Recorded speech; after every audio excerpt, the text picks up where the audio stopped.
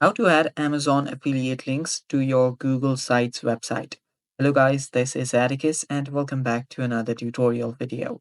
In today's video, I'll teach you guys how you can add your Amazon Associates links to your Google Sites website. So let's get started.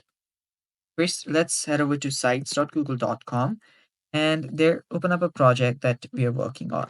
So this is just a template that was already available on Google Sites. So here, what you'll need to do is if you want to add a link for your Amazon Associates, make sure you're logged in into your associate account. You can tap on this sign up option if you don't have an account yet and go through all this information here, fill out account information, your website and mobile app list, profile, and other stuff from here. Then after you do that, right here, after you open up a product that you want to buy, so let's say that I want to buy this right here. If I just tap on that, it should open up a product. Now on the top here, you'll find the associate link. Simply copy the link. After you copy the link, you can then just add a text box here. So you can add here something like to buy the product. Let me type something here. Product, click here.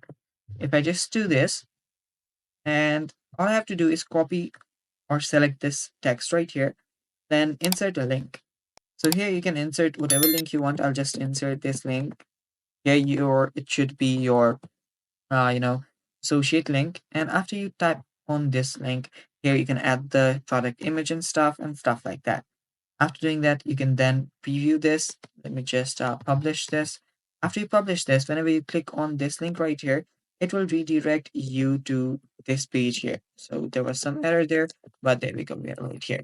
So from there, you can just add your associate link. It's that simple. And all you have to do is add a text box. Thanks for watching, guys. That's all for today's video. Stay tuned for more and bye bye. Take care.